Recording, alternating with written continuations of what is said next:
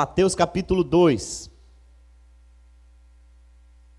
a partir do versículo 1. A palavra de Deus diz assim, vamos ler alguns versículos aí, e eu gostaria de pedir você que não vá beber água agora, só se você estiver vindo do deserto.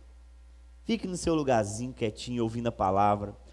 Se você quiser ir no banheiro, espere um pouquinho, se aguentar. Se não aguentar, você pode ir. Mas para a gente se focar na palavra de Deus agora.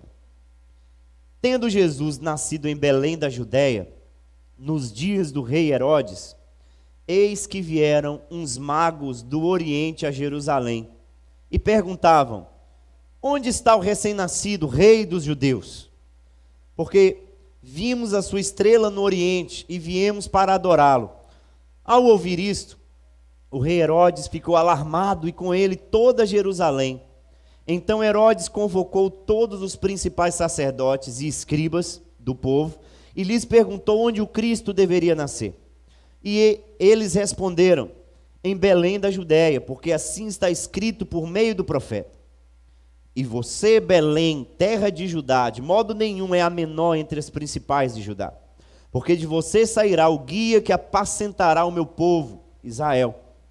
Com isto, Herodes, tendo chamado os magos para uma reunião secreta, perguntou-lhes sobre o tempo exato em que a estrela havia aparecido.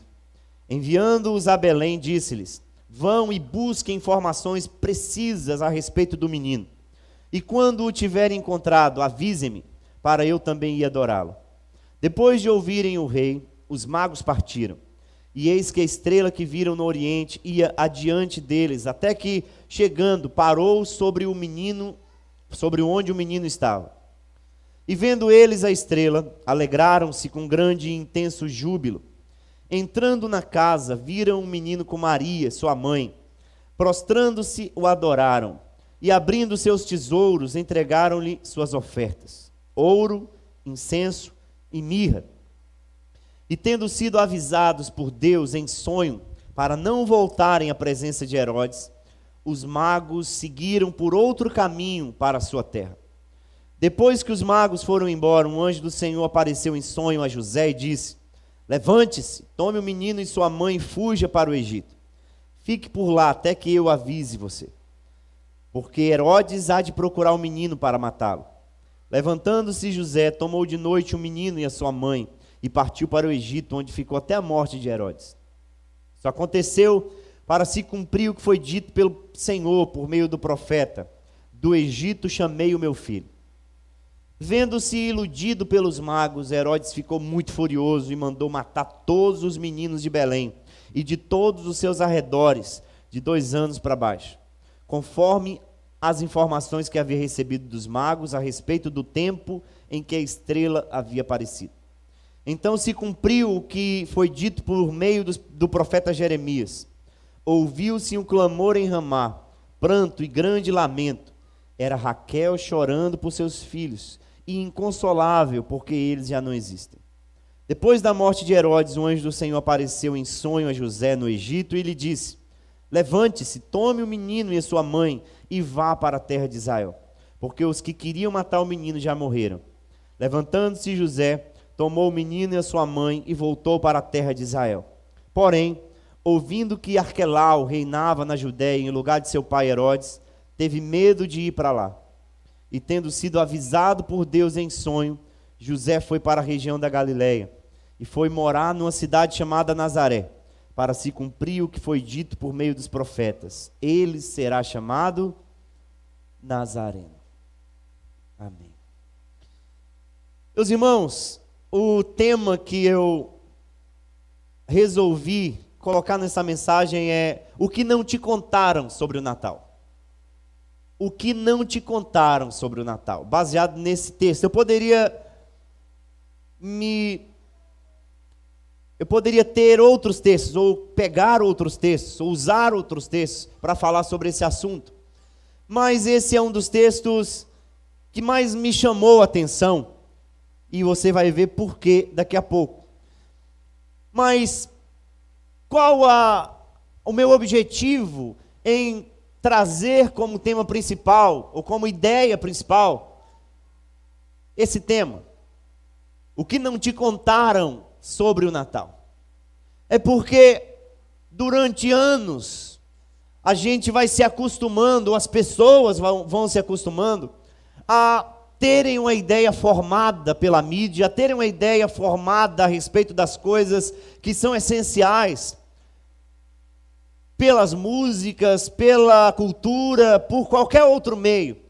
E aí elas vão absorvendo essa mentalidade, de modo que quando se deparam com algo importante, com algo essencial, não olham o que está por detrás das coisas. Não olham o que está por detrás daquilo que é essencial, daquilo que é importante. E quando nós falamos sobre o Natal, ou quando você clica, por exemplo, no Google, e você pesquisa ou pergunta sobre o Natal, o que você vai ver é uma avalanche de figuras, uma avalanche de imagens, uma avalanche de textos e documentários sobre Papai Noel, sobre árvore de Natal, sobre presentear alguém, sobre celebrar alguma coisa no contexto da família, apenas só isso. Você vai ver que o teor ou a ênfase que se dá quando se trata de Natal é algo muito mais relacional do que religioso.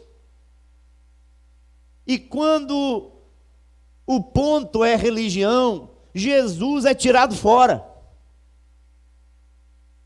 Não é enfatizado. E o pior é que quando nós falamos sobre Jesus, a gente perde de vista algo que está por detrás do nascimento de Jesus. Aquilo que é essencial e que está nos bastidores do que significa o nascimento de Jesus.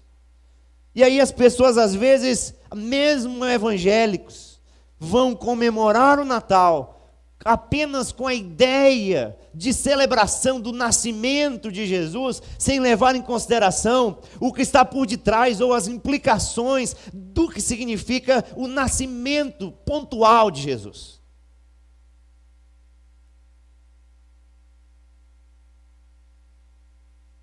Quando as pessoas falam sobre Natal, a gente tem alguns pontos negativos a nossa cultura. Quais são esses pontos negativos? Os pontos negativos são as associações que as pessoas fazem entre o Natal e pontos da cultura.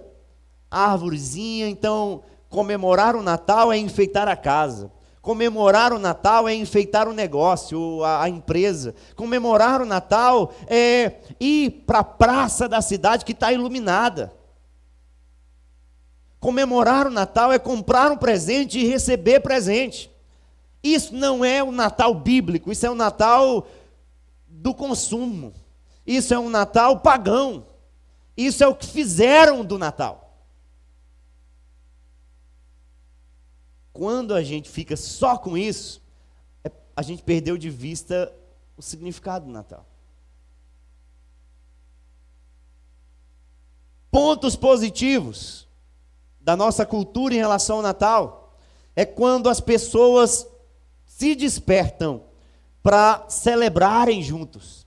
É quando as pessoas, mesmo não cristãs, se despertam para pensarem no outro, ainda que seja para dar um presente, para receber presente, para fazer amigo secreto na empresa, para dar um panetone de Natal, sei lá. Um ponto positivo, porque as pessoas, elas, mesmo que pontualmente, mesmo que por conta de todo um contexto, elas tiram um tempo de correria, tiram um tempo em que o ano inteiro pensou nelas mesmas para pensar no outro. Então é um ponto positivo quando as pessoas, elas, mesmo não tendo em vista a centralidade de Jesus Cristo, elas se relacionam, elas celebram, elas querem ficar juntas, elas se deslocam de um lugar para outro para ficarem juntas, para comemorarem juntas, para estarem em família, mesmo que das suas formas. É um ponto positivo. Mas só que quando a gente fala de Natal, a gente tem que entender que há coisas mais profundas do que a mera celebração de um nascimento. Quando a gente fala de Natal, a gente tem que entender que o ponto das Escrituras está além daquilo que a nossa cultura construiu, além daquilo que a mídia formatou no nosso coração. E além de a gente absorver esse tipo de entendimento, nós precisamos ensinar para os nossos filhos e propagar. E esse texto aqui é um texto que vai falar justamente sobre essa profundidade, ou o que não te contaram sobre o Natal. Versículo 1 diz assim: tendo Jesus nascido em Belém da Judéia, nos dias do rei Herodes, eis que vieram os magos do Oriente a Jerusalém. Quando a gente fala do Natal ou do nascimento de Jesus, a gente tem que entender que esse evento, ele significou muito mais do que o nascimento de alguém. Quando a gente fala sobre o Natal, a gente está pensando, ou a gente tem que pensar num evento que foi planejado na eternidade. O nascimento de Jesus foi planejado na eternidade. E Deus, na sua providência, Deus, na sua sabedoria, Ele não apenas planejou na história, mas Ele causou circunstâncias no decorrer das histórias, Ele sinalizou no decorrer da história e apontou para esse nascimento. É interessante que quando nós lemos as escrituras antigas, no Antigo Testamento, a gente vai perceber Deus apontando para a vinda do seu Filho o tempo inteiro. Jesus é o centro, não apenas do Novo Testamento, mas do Antigo Testamento. Jesus é o centro de tudo. Porque Deus, Pai, foi planejando essa vinda de Jesus, ou a encarnação do Filho, desde a eternidade. Os escritores vão dizer que o Cordeiro foi morto antes da fundação do mundo. Antes de Deus dizer, haja luz, Ele disse, haja cruz.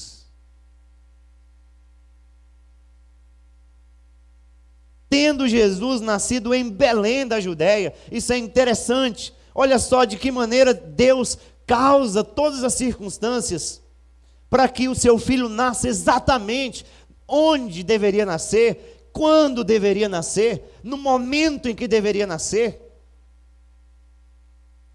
Quando você lê o Antigo Testamento, mesmo lá no primeiro momento da quebra de relacionamento do homem em relação a Deus, o que você vê?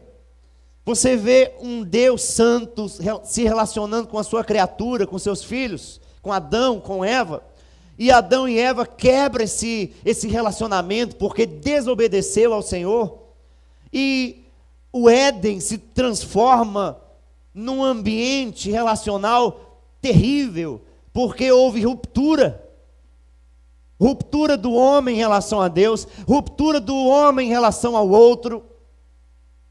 O pecado entrou no ambiente humano. Quando você lê o capítulo 3 de Gênesis, você vai ver um caos instalado por conta do pecado.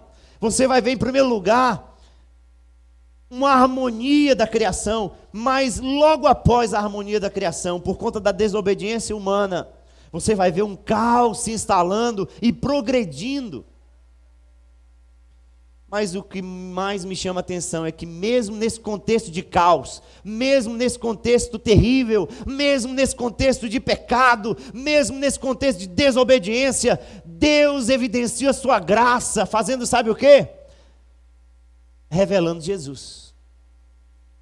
Deus evidencia a sua graça lá no capítulo 3, versículo 15, quando ele disse que surgiria um descendente da mulher que esmagaria a cabeça da serpente. Em outras palavras, o evangelho, as boas notícias sobre um homem ou o filho, estava ali, mesmo no caos, mesmo num ambiente terrível. Deus revela o seu filho. Deus aponta para o nascimento de alguém que acabaria com aquilo que o homem construiu pela sua desobediência. Deus planejou o nascimento de Jesus desde a eternidade, e Ele vai revelando essa vinda. Deus vai revelando o Natal o tempo inteiro. Então, quando a gente pensa no Natal, a gente tem que pensar num evento em que se evidencia a providência de um Deus que planejou todas as coisas, de um Deus que providenciou todas as circunstâncias no decorrer da história, para que o seu filho chegasse exatamente no ponto em que ele deveria se encarnar, deveria chegar.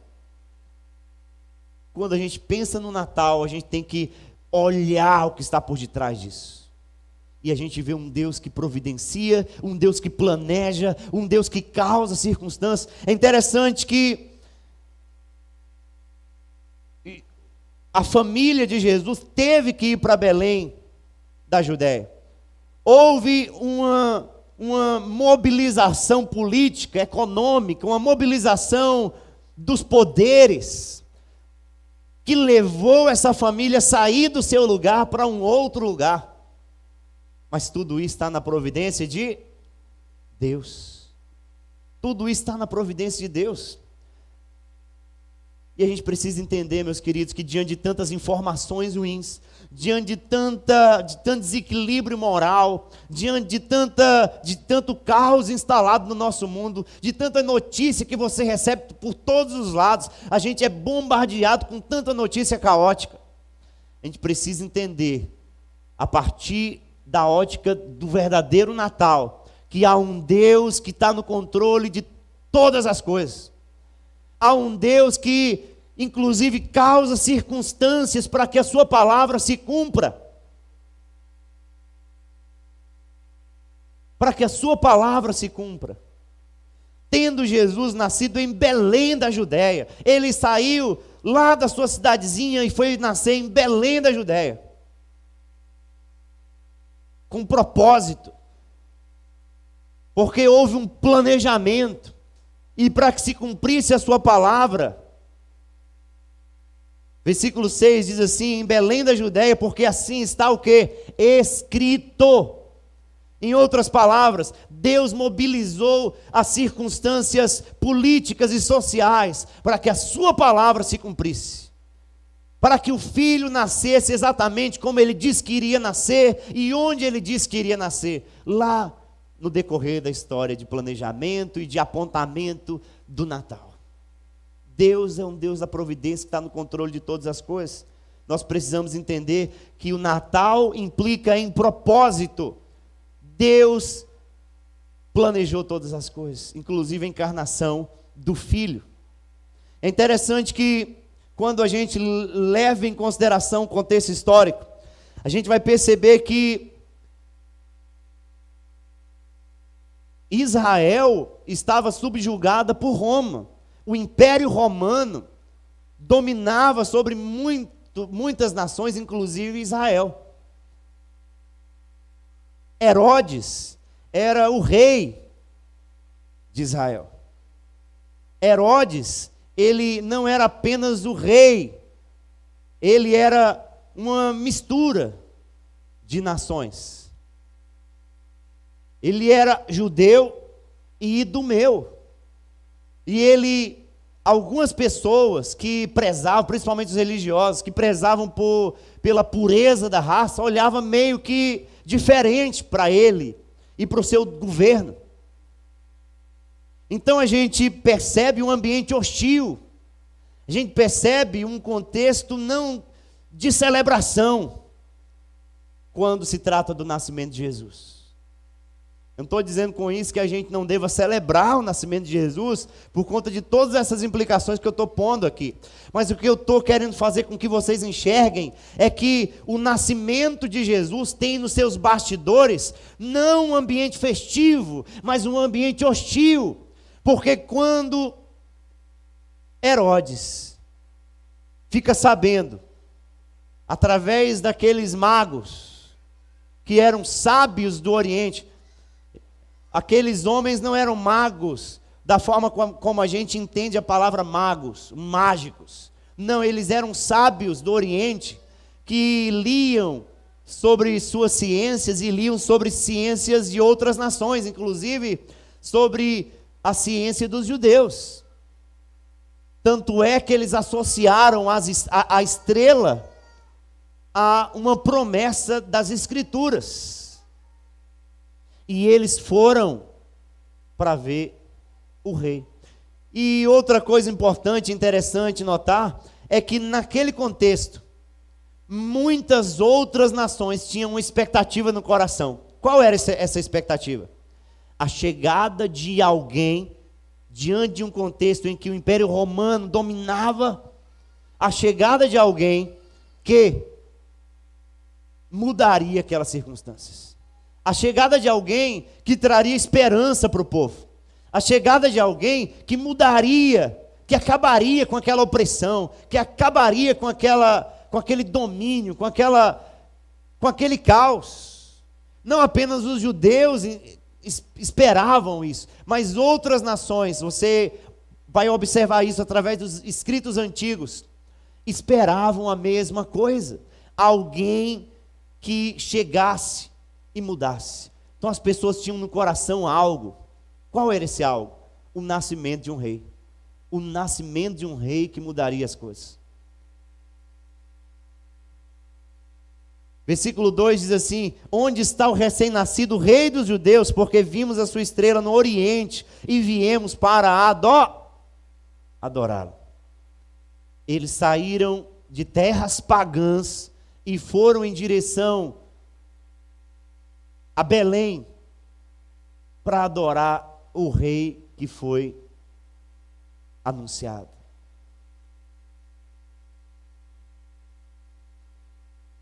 Então a primeira coisa que a gente precisa entender, que Deus está no controle de todas as coisas. Deus é aquele que providencia todas as coisas para que a sua palavra se cumpra. O Natal tem por detrás um Deus providente, um Deus que providencia, um Deus que planeja, um Deus que está no controle. Amém? Tendo Jesus nascido em Belém da Judéia, ele foi nascer lá. Lá no versículo 14 e 15 diz assim: levantando-se José, tomou de noite o menino e a sua mãe e partiu para o Egito, onde ficou até a morte de Herodes. Isso aconteceu para quê? Para se cumprir o que foi dito pelo Senhor por meio do profeta. Em outras palavras, toda essa mobilização aconteceu para que a palavra de Deus se cumprisse, para que o plano se cumprisse, para que o propósito se cumprisse. Então, quando você pensar no Natal, leve em consideração um Deus que tem propósito, um Deus que providencia, um Deus que está no controle, um Deus que causa inclusive circunstâncias que não vão nos agradar, mas para que o propósito dele se cumpra em nós. Vocês entenderam isso? Imagine aí, o recenseamento acontecendo. Isso não era nada bom para as famílias dos judeus, porque implicava em gasto, porque implicava em esforço, em energia, implicava em deslocamento, e tudo isso para que Herodes apenas soubesse a grandeza do seu poder. Porque para que servia o recenseamento naqueles tempos? Para as pessoas saberem quantas pessoas, ou para os reis saberem quantas pessoas ele dominava, quantas pessoas estavam sob o seu domínio. Então qual a ideia de Herodes em recensear todo mundo? Ter uma lista de quantos ele dominava. Ou seja, ele estava fazendo aquilo para mostrar o seu poder. Mas aí, na nossa história, esse Deus da providência, esse Deus que está no controle de todas as coisas, faz o contrário, mostra o seu poder sobre os dominadores desse mundo. Mostra o seu poder sobre aqueles que pensam que têm poder, sobre aqueles que pensam que dominam os outros, porque quem tem o domínio sobre todas as coisas é Deus. É Deus. E a segunda coisa que não te contaram é que, versículo 2, o texto diz assim: onde está o recém-nascido rei dos judeus? Porque vimos a sua estrela no Oriente e viemos para adorá-lo. Gente, presta atenção nisso aqui. O evento do Natal não é apenas um evento em que se evidencia a providência de Deus, o planejamento de Deus, o propósito de Deus, o controle de Deus sobre tudo. Não, mas evidencia o nascimento messiânico. Evidencia que quem nasceu não foi um mero profeta. Quem nasceu não foi apenas um judeu qualquer. Quem nasceu foi Jesus, o Cristo. Quem nasceu foi o Rei dos Reis. Quem nasceu foi aquele que é digno de ser adorado. Olha só o que aqueles magos fizeram. Eles foram para adorar aquele rei que havia nascido. Quando a gente pensa no Natal, a gente tem que pensar que o centro é o Jesus que é rei. O Jesus que é o Messias, é o Cristo, é o centro de todas as coisas. E diante desse Jesus, e diante da centralidade de Jesus, há pelo menos três formas de nos relacionar com Ele, que são as três formas que a gente vê nesse texto. Primeira forma, a forma de Herodes, porque quando ele se encontra com os magos, ele fica alarmado, e com ele toda Jerusalém. Mas Herodes, ele vai mais além. Ele convoca todos os principais sacerdotes e escribas para ver o que estava acontecendo, para saber mais a respeito disso. E ele toma uma atitude, ele quer matar aquele menino. Ele quer matar aquele rei, ou suposto rei. Essa é a primeira atitude das pessoas em relação a Jesus, que a gente vê nesse texto em Herodes e que a gente vê no mundo, quando não apenas o assunto é Natal, mas quando o assunto é Cristo, quando o assunto é Jesus, quando o assunto é o Evangelho. E isso é bastante significativo. O que Herodes pensou? O que Herodes pretendia? Ele já tinha matado sua família inteira pelo poder, já tinha matado seus filhos, porque na neurose de pensar que os filhos poderiam se rebelar contra ele e tomar o governo, tomar o domínio, o que ele pensou? Vou matar esses meninos, e matou os meninos. Você lê a história de Herodes para você ver.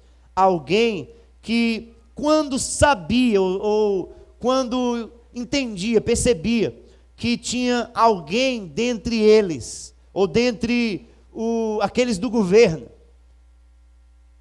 que recebia mais ênfase, recebia mais atenção, e poderia tomar o poder, o que ele fazia? Mandava matar. Esse era o padrão de Herodes, mandava matar, porque ele não suportava alguém que rivalizasse com ele. Ele não suportava a ideia de que havia alguém que era páreo com ele. Aí os magos, os sábios, chegam diante de Herodes e diz o quê? Onde está o recém-nascido, rei dos judeus? Porque vimos a sua estrela no Oriente e viemos para adorá-lo. Em outras palavras, o que Herodes entendeu? Um rival. Alguém chegou para me complicar. Alguém chegou para rivalizar comigo. Eu quero saber direito disso. E ele chama os eruditos religiosos do seu ambiente. Ele chama os escribas, ele chama os principais sacerdotes, ele chama a cúpula daqueles que entendiam sobre o assunto. E a resposta deles foi sim, o Cristo, o Messias, o Rei, o ungido do Senhor. Está escrito por meio do profeta: e você, Belém, terra de Judá, de modo nenhum é a menor entre as principais de Judá, porque de você sairá o guia que apacentará o meu povo Israel. Ou seja, é isso aí que a palavra de Deus diz mesmo, os escribas dando feedback para o Herodes. Ou seja, é provável que a palavra de Deus esteja se cumprindo nesse tempo. Mas só que tanto Herodes quanto Jerusalém ficam alarmadas. Sabe por quê? Porque Herodes, que já tinha matado a sua família inteira, em sabendo que havia uma possibilidade de alguém reinar, de um rei chegar, não apenas esse rei seria alvo das maquinações de Herodes, mas a cidade inteira, Jerusalém inteira. Então o povo fica com medo, o povo fica alarmado. Quando a gente pensa no Natal, a gente tem que pensar num ambiente hostil, num ambiente em que há oposição direta contra Cristo. Um ambiente em que o dragão, como diz Apocalipse 12, mobiliza todos os seus tentáculos contra o filho que nasceria. Ele fez durante toda a história, e ele faria como fez aqui no período exato do nascimento de Jesus, quando a semelhança daquilo que Faraó fez com os filhos, com os meninos, lá na época de Moisés, faz a mesma coisa com os meninos na época de Jesus. O que é isso? Oposição contra Cristo, oposição contra o Jesus Cristo. E a mesma coisa tem acontecido nos nossos dias, porque essas distorções que têm acontecido quando se trata de Jesus, quando se trata do seu nascimento, quando se trata da sua morte, quando se trata da sua centralidade, quando se trata da sua eficácia, quando se trata dele. E a gente percebe, inclusive, muitas igrejas, muitas seitas, muitas religiões entrando nessa vibe de liberar geral, nessa vibe de liberalismo, nessa vibe de deixar as coisas acontecerem, e Jesus indo para o escanteio. E isso não é outra coisa senão a mesma atitude de Herodes, o mesmo posicionamento de Herodes diante do Jesus. Porque a atitude de Herodes foi se opor contra Jesus. A atitude de Herodes foi ir contra Jesus. E hoje tem acontecido a mesma coisa. As pessoas, você lê sobre o feminismo, você vai ver escritoras famosas, feministas, declarando explicitamente em seus livros: nós queremos destruir o legado patriarcal. Nós queremos destruir a ideia ou a mentalidade judaico-cristã e destruir famílias, destruir o cristianismo. Isso aí está nos livros de história.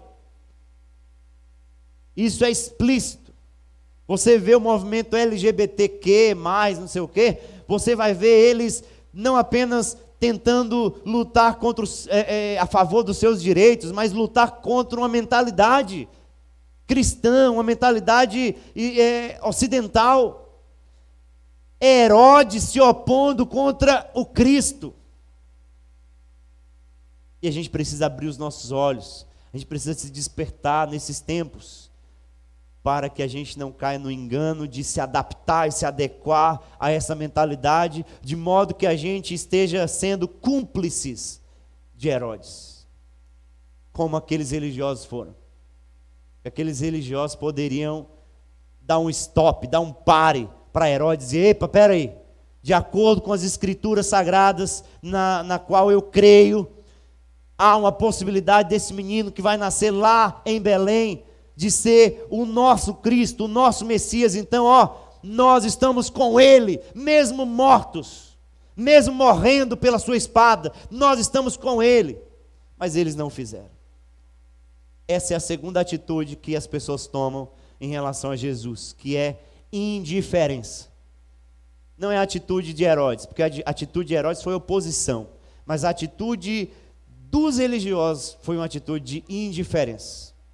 Porque aqueles religiosos, eles poderiam fazer algo, porque eles confirmaram que seria em Belém que o menino nasceria.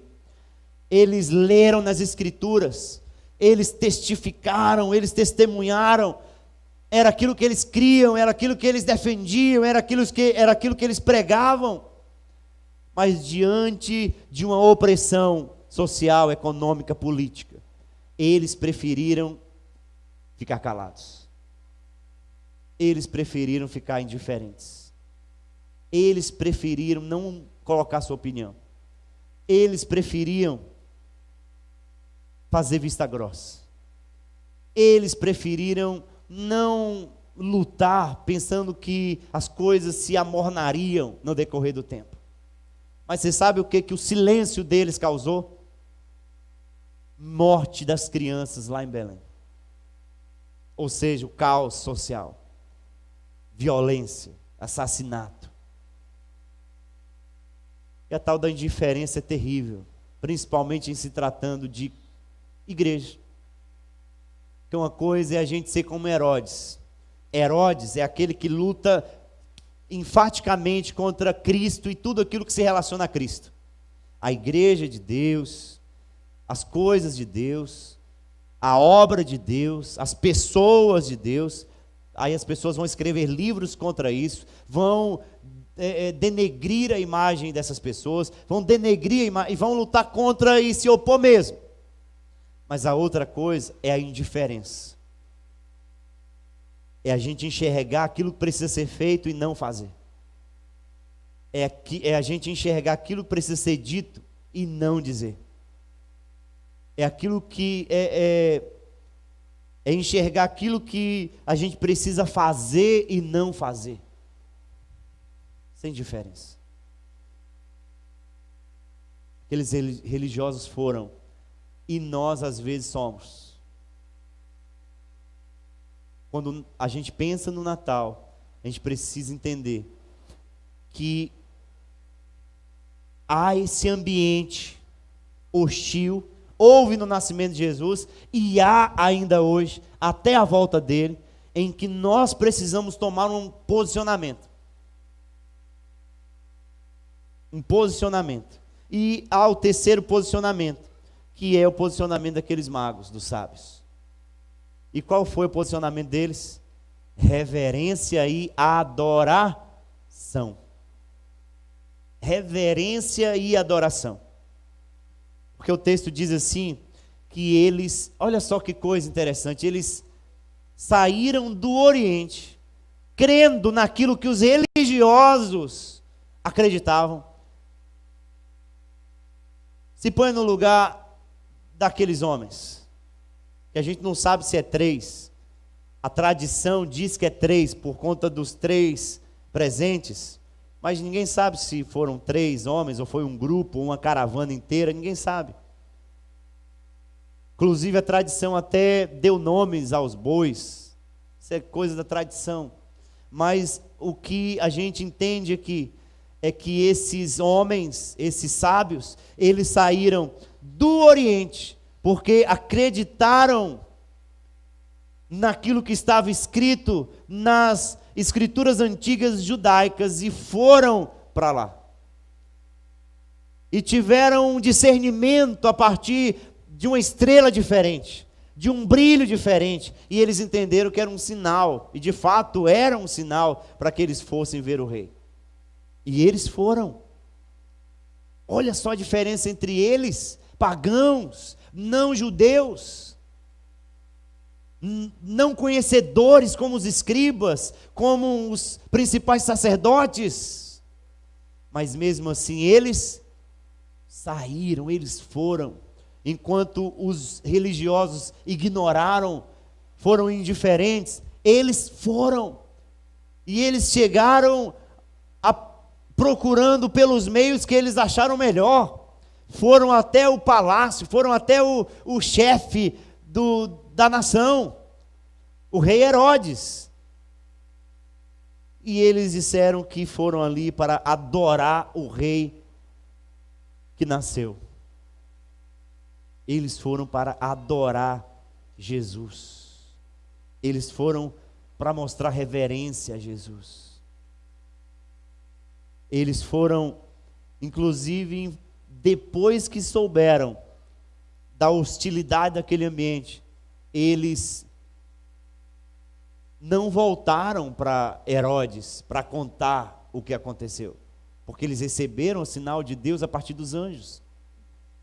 Mas o texto diz, no versículo 11, versículo 10, e vendo eles a estrela, alegraram-se com grande e intenso júbilo.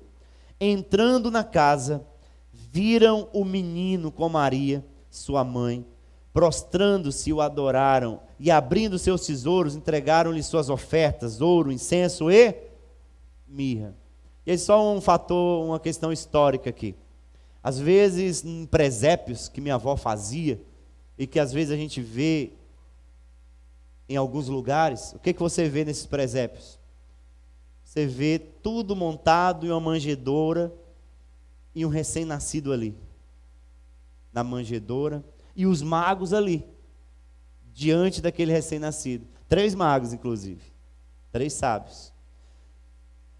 Mas provavelmente aqueles homens, quando encontraram aquela criança, já não estava mais em manjedoura, e já não era nem recém-nascido, tinha uns 2 anos de idade.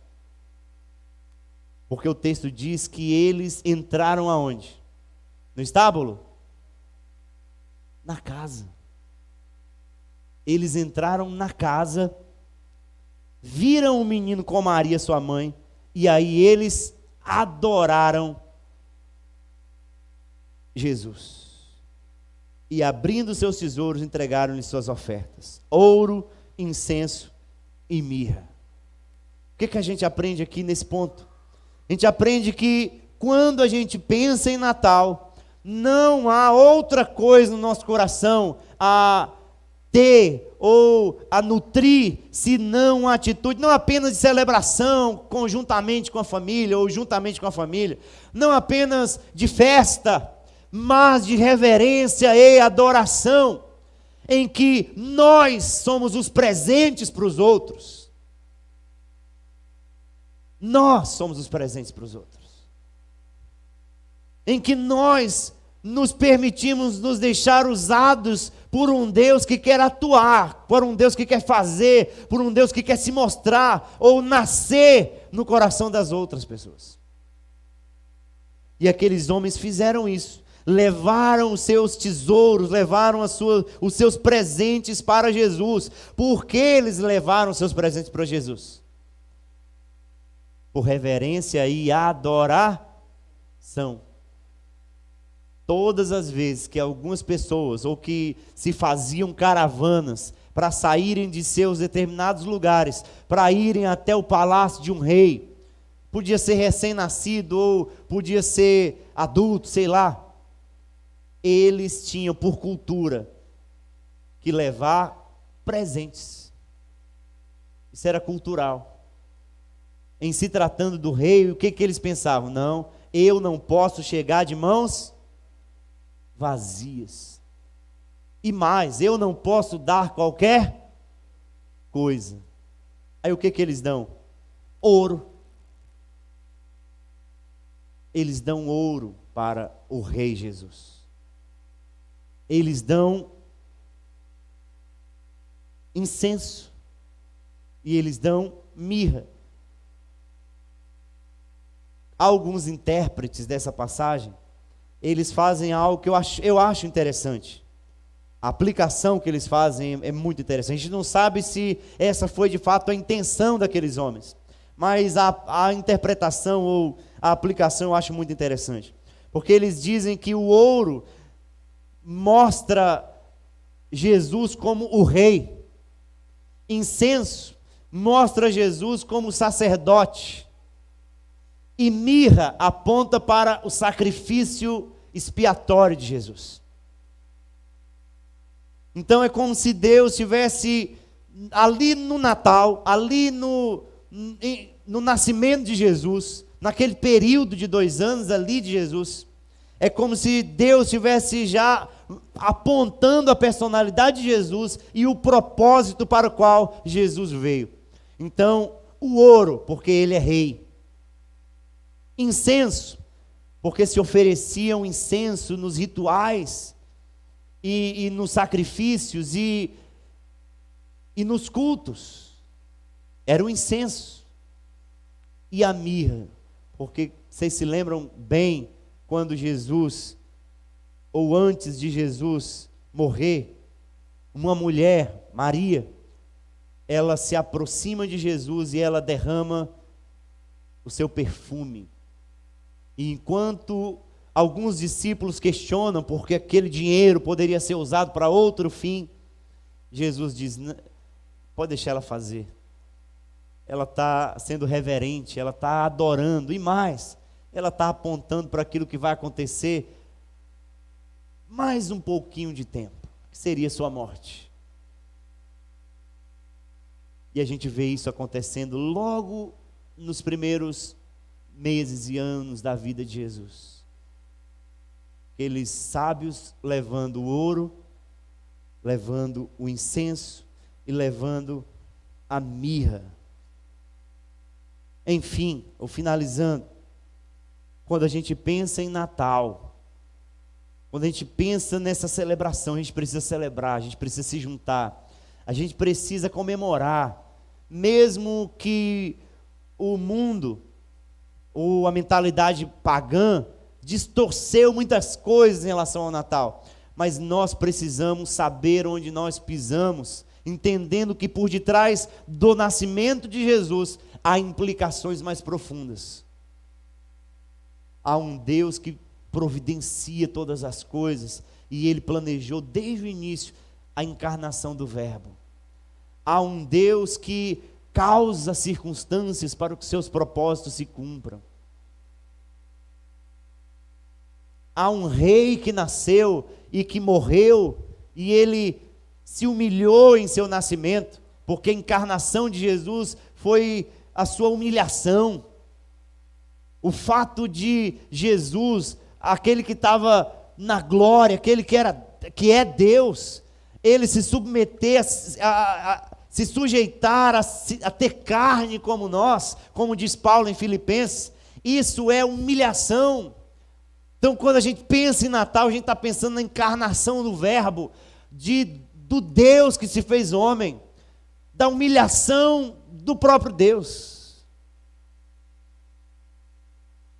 É isso que a gente tem que olhar nos bastidores, ou como pano de fundo. O Deus que se fez um de nós, se submeteu a ganhar o corpo humano, as suas fragilidades, as suas limitações, com propósitos redentivos. Porque o Natal aponta para a morte de Jesus. Quando a gente pensa, às vezes a Bíblia inclusive faz isso, enfatiza a morte e o sacrifício expiatório de Jesus. Mas isso não poderia acontecer se, em primeiro lugar, ele não se encarnasse, se ele não nascesse. Aí tem algumas pessoas que dizem assim: eu não comemoro o Natal. Aí a gente pergunta por quê? Porque na Bíblia não está escrito lá que devemos comemorar o nascimento de Jesus. Aí eu vejo assim, que ignorância. Que ignorância. A Bíblia também não diz muitas coisas, mas o bom senso e as implicações, as deduções a partir das verdades ali escritas, nos fazem tomar posicionamento. O nascimento de Jesus, mesmo com todas essas distorções, é importante que a gente celebre, mas é importante que a gente celebre tendo em vista toda essa profundidade, todas essas raízes, não com superficialidade, não nos adequando àquilo que o mundo ditou no decorrer da história, mas com entendimento de tudo isso que eu falei, de que o texto disse. Amém?